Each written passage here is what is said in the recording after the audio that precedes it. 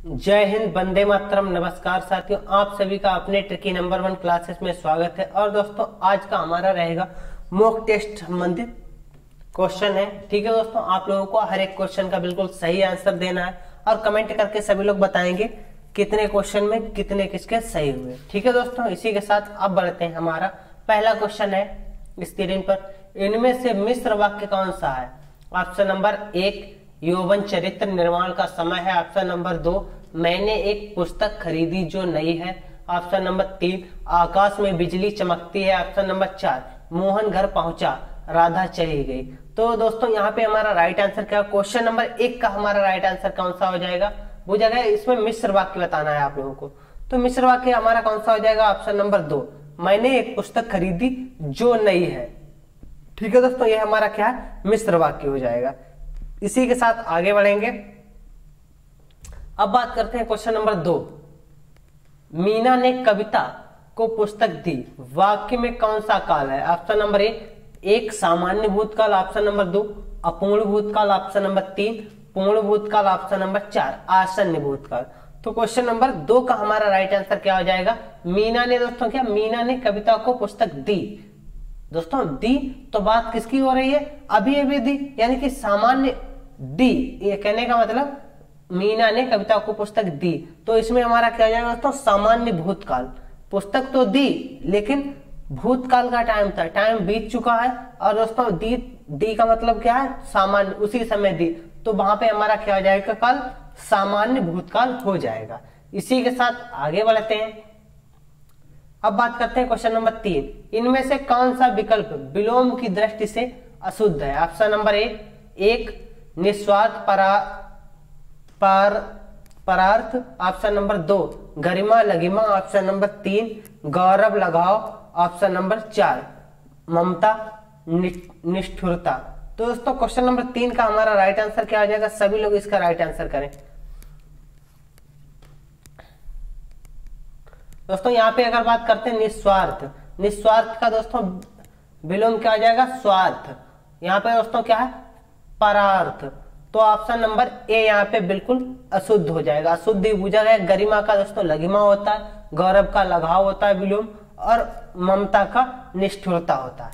तो option number 1 बिल्कुल right answer है। इसी के साथ आगे बढ़ेंगे और अब बात करते हैं क्वेश्चन नंबर 4, किस शब्द समूह के सभी शब्द आग के पर्याय हैं? ऑप्शन नंबर 1, अनल ज्वाला दहन। ऑप्शन नंबर 2, अनिल हुतासन जलन। ऑप्शन नंबर 3, पावक वही पुंडरीक। ऑप्शन नंबर 4, कृषाणु अनल और सलील। तो दोस्तों, यहाँ पे सभी में पूछा गया, सभी शब्द किसके? आग के पर्याय। तो यहाँ पे हमारा राइट आंसर क्या आ जाएगा? ऑप्शन नंबर 1, अनल ज्वाला और दहन। ये तीनों हमारे किसके पर्याय हैं? आग के पर्याय हैं। इसी के साथ आगे बढ़ेंगे और अब बात करते हैं क्वेश्चन नंबर 5, निम्न विकल्पों में से एक लोकोक्ति है, उसका चयन कीजिए। दोस्तों, यहाँ पे हमारी एक लोकोक्ति है। ऑप्शन नंबर 1, आस्तीन का सांप। ऑप्शन नंबर 2, कठपुतली होना। ऑप्शन नंबर 3, आंख चुराना। ऑप्शन नंबर 4, एक पंथ दो काज। तो यहाँ पे आप लोगों को बताना है कौन सी लोकोक्ति है और बाकी हमारे क्या है? मुहावरे हैं। तो यहाँ पे हमारा राइट आंसर क्या हो जाएगा? आस्तीन का सांप, ये तो हमारा मुहावरा हो जाता है। कंठ क्या? तो कठपुतली होना, ये भी मुहावरा है। आंख चुराना, ये भी मुहावरा है। तो बात करते हैं क्वेश्चन नंबर ऑप्शन नंबर 4, एक पंथ दो काज। ये हमारी क्या हो जाती है? लोकोक्ति हो जाती है। इसी के साथ आगे बढ़ेंगे। अब बात करते हैं क्वेश्चन नंबर 6, इनमें से स्त्रीलिंग शब्द का चयन कीजिए। ऑप्शन नंबर 1, उल्लास। ऑप्शन नंबर 2, हरकत। ऑप्शन नंबर 3, हमला। ऑप्शन नंबर 4, हवाला। तो दोस्तों, क्या उल्लास होता है, हरकत होती है, हमला होता है, हवाला होता है। तो दोस्तों, यहाँ पे हमारा स्त्रीलिंग पूछा गया, तो हरकत क्या है? होती है। ठीक है दोस्तों, हरकत की जाती है या हरकत होती है, तो ये हमारा स्त्रीलिंग शब्द हो जाएगा। इसी के साथ आगे बढ़ेंगे और अब बात करते हैं क्वेश्चन नंबर 7, इनमें से कौन सी संधि गलत है? ऑप्शन नंबर 1, प्रतिधन उपकार प्रत्युपकार। ऑप्शन नंबर बी, ने धन अन नयन। ऑप्शन नंबर सी, अंधा धन पतन। ऑप्शन नंबर 4, सदा धन एव सदैव। तो दोस्तों, यहाँ पे हमारा राइट आंसर क्या हो जाएगा? क्वेश्चन नंबर 7 का राइट आंसर हो जाएगा ऑप्शन नंबर 3। ये हमारा दोस्तों क्या हो जाएगा? अधा धन पतन, अधोपतन। ये दोस्तों कैसी है, संधि हमारी गलत है। ठीक है दोस्तों, इसी के साथ आगे बढ़ेंगे और अब बात करते हैं क्वेश्चन नंबर 8। निम्न में से शुद्ध शब्द है। ऑप्शन नंबर 1 उल्लंघन, उल्लंघन। ऑप्शन नंबर बी जिज्ञासा। Option number 3 Devanagari. Option number 4 Ravindra. यहाँ पे दोस्तों हमें क्या आता है ना, शुद्ध शब्द है, कौन सा हमारा शुद्ध रूप है। क्वेश्चन नंबर 8 का हमारा राइट आंसर क्या हो जाएगा, ऑप्शन नंबर, ये हमारा दोस्तों क्या हो जाएगा, शुद्ध रूप रविंद्र। ठीक है दोस्तों, यहाँ पे जा में छुट्टी की पाई लगती है और देवनागरी, सॉरी दोस्तों यहाँ पे हमारा थोड़ा मिस्टेक हो गया, देख लेते हैं। यहाँ पे रविंद्र की अगर बात की जाए ये भी हमारा अशुद्ध है, और देवनागरी ये भी अशुद्ध है, और जिज्ञासा ये भी अशुद्ध है। तो उल्लंघन जो है ये हमारा बिल्कुल शुद्ध रूप है। ऑप्शन नंबर 1 बिल्कुल राइट आंसर है। इसी के साथ आगे बढ़ेंगे और अब बात करते हैं क्वेश्चन नंबर 9। जहां वाक्य की गति अंतिम रूप ले ले, विचार के तार एकदम टूट जाए, वहां किस चिन्ह का प्रयोग किया जाता है। ऑप्शन नंबर 1 योजक चिन्ह। ऑप्शन नंबर 2 उदाहरण चिन्ह। ऑप्शन नंबर 3 अल्पविराम चिन्ह। ऑप्शन नंबर 4 पूर्ण विराम चिन्ह। तो क्वेश्चन नंबर 9 का हमारा राइट आंसर क्या हो जाएगा, जहां वाक्य की गति अंतिम रूप ले ले और दोस्तों विचार के तार टूट जाए, तो वहां पे हम कौन सा चिन्ह लगाते हैं, पूर्ण विराम चिन्ह लगाते हैं। ऑप्शन नंबर 4 बिल्कुल राइट आंसर है। इसी के साथ आगे बढ़ेंगे और अब बात करते हैं क्वेश्चन नंबर 10। इनमें से किस शब्द में एक से अधिक उपसर्गों का प्रयोग हुआ है। ऑप्शन नंबर 1 पर्यावरण। ऑप्शन नंबर 2 अलंकार। Option number 3 तिरोभाव। ऑप्शन नंबर 4 अपहरण। तो यहाँ पे हमारा राइट आंसर क्या हो जाएगा, सभी लोग क्वेश्चन नंबर 10 का राइट आंसर करें।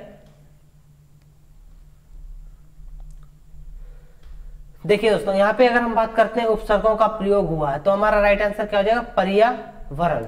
ऑप्शन नंबर 1 बिल्कुल राइट आंसर हो जाएगा। इसी के साथ आगे बढ़ेंगे और अब बात करते हैं क्वेश्चन नंबर 11।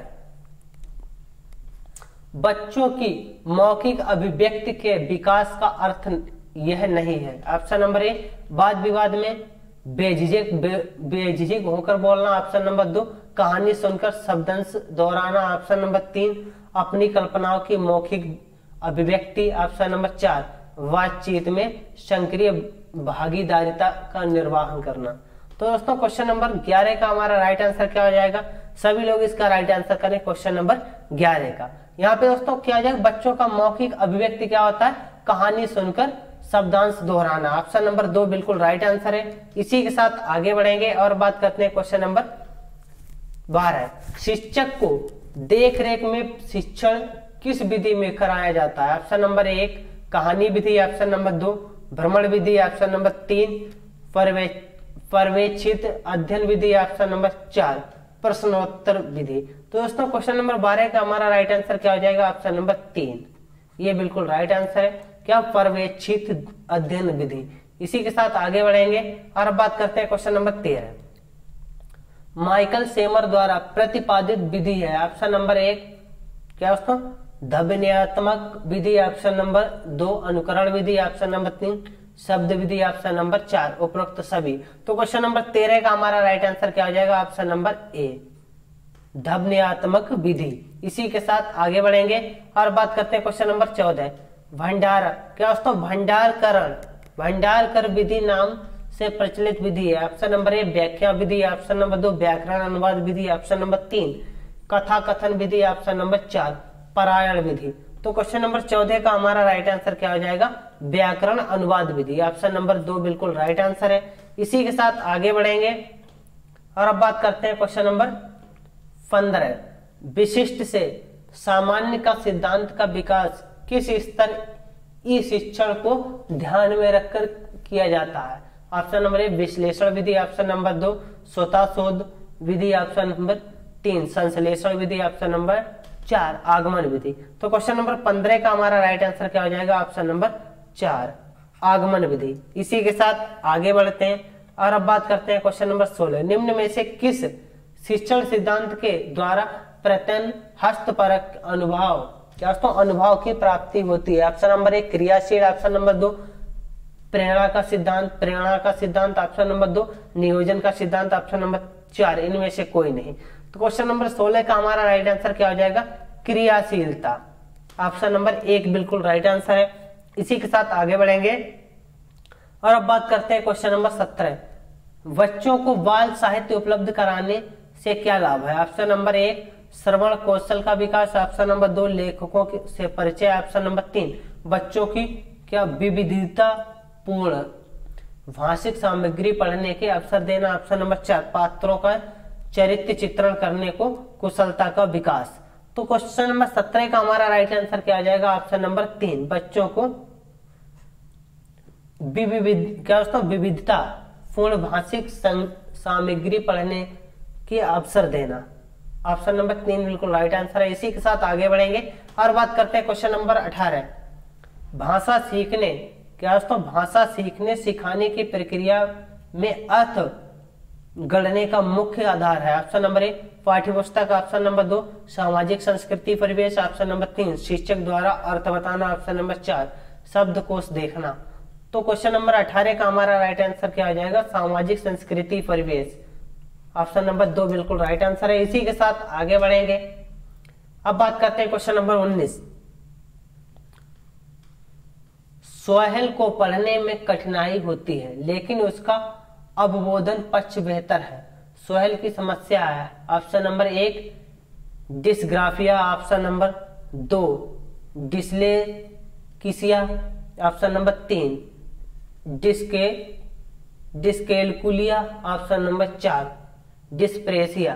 तो दोस्तों क्वेश्चन नंबर 19 का हमारा राइट आंसर क्या हो जाएगा, डिस्ग्राफिया। ठीक है दोस्तों, इसी के साथ आगे बढ़ेंगे। अब बात करते हैं क्वेश्चन नंबर 20, इनमें से कौन सा शब्द पुल्लिंग नहीं है। ऑप्शन नंबर 1 जगत, ऑप्शन नंबर 2 श्रमिक, ऑप्शन नंबर 3 जाति, ऑप्शन नंबर 4 समाज। तो दोस्तों पूछा कौन सा पुल्लिंग नहीं है, जगत भी पुल्लिंग होता है, श्रमिक भी पुल्लिंग होता है, समाज भी पुल्लिंग होता है। बात करते हैं जाति, जाति क्या होती है, किसी की भी जाति होती है, तो ये हमारा क्या आ जाएगा, स्त्रीलिंग। इसी के साथ आगे बढ़ेंगे। क्वेश्चन नंबर 21 की बात करते हैं, अनिश्चितता के भाव को प्रकट करने के लिए उपयुक्त मुहावरे का चयन कीजिए। ऑप्शन नंबर 1 बंद मुट्ठी में क्या है, ऑप्शन नंबर 2 पर्दे के पीछे जाने क्या है, ऑप्शन नंबर 3 ना जाने भाग्य में क्या लिखा है, ऑप्शन नंबर 4 ना जाने ऊंट किस करवट बैठेगा। तो दोस्तों क्वेश्चन नंबर 21 का हमारा राइट आंसर क्या हो जाएगा, ऑप्शन नंबर 4, ये बिल्कुल सटीक है, सटीक आंसर हमारा बैठेगा, ना जाने ऊंट किस करवट बैठेगा। इसी के साथ आगे बढ़ेंगे और बात करते हैं क्वेश्चन नंबर 22, शिक्षार्थियों के सीखने में जो कमी रह जाती है उसके समाधान के बाद क्या होना चाहिए। ऑप्शन नंबर 1 समुचित उपचारात्मक शिक्षण, ऑप्शन नंबर 2 सतत अभ्यास कार्य, ऑप्शन नंबर 3 छात्रों व अभिभावकों को उपलब्धि के बारे में बताना, ऑप्शन नंबर 4 इनमें से कोई नहीं। तो यहाँ पे हमारा राइट आंसर क्या हो जाएगा, ऑप्शन नंबर 2 सतत अभ्यास कार्य, ये बिल्कुल राइट है। इसी के साथ आगे बढ़ेंगे और बात करते हैं क्वेश्चन नंबर 23, यदि वह काम करे तो सफल हो जाए, अर्थ की दृष्टि से किस प्रकार का वाक्य है। ऑप्शन नंबर 1 मिश्र वाक्य, ऑप्शन नंबर 2 विधानवाचक वाक्य, ऑप्शन नंबर 3 इच्छावाचक वाक्य, ऑप्शन नंबर 4 संकेतवाचक वाक्य। यहाँ पे दोस्तों अर्थ के आधार पर पूछा गया, अर्थ के आधार पर। मिश्र वाक्य की बात करते हैं, ये हमारा किस में आता है, रचना के आधार पर, बाकी ये तीनों अर्थ के आधार पर। तो अर्थ के आधार पर दोस्तों अगर इसकी बात की जाए तो क्या आएगा, ऑप्शन नंबर 4 संकेतवाचक वाक्य। इसी के साथ आगे बढ़ेंगे और बात करते हैं क्वेश्चन नंबर 24, अच्छाई और बुराई की पहचान का गुण कहलाता है। ऑप्शन नंबर 1 ज्ञान, ऑप्शन नंबर 2 परिज्ञान, ऑप्शन नंबर 3 विद्वता, ऑप्शन नंबर 4 विवेक। तो दोस्तों यहाँ पे हमारा राइट आंसर क्या हो जाएगा, बिल्कुल सही आंसर हो जाएगा ज्ञान, ऑप्शन नंबर 1। इसी के साथ आगे बढ़ते हैं और बात करते हैं क्वेश्चन नंबर 24, राष्ट्रीय शब्द में कौन सा प्रत्यय है। ऑप्शन नंबर 1 या, ऑप्शन नंबर 2 ये, ऑप्शन नंबर 3 ई, ऑप्शन नंबर 4 ए। तो दोस्तों यहाँ पे राष्ट्रीय, राष्ट्रीय लिखेंगे तो लास्ट में क्या ई लगता है, तो ऑप्शन नंबर 3 बिल्कुल राइट आंसर है। आज की क्लास कैसी लगी सभी लोग कमेंट करके बताएंगे, और जिस दोस्त ने अभी तक चैनल को सब्सक्राइब नहीं किया वह चैनल को सब्सक्राइब कर देगा। इसी के साथ दोस्तों मिलते हैं कल की क्लास में नए टॉपिक के साथ और नए क्वेश्चनों के साथ। सभी दोस्तों को जय हिंद, जय भारत।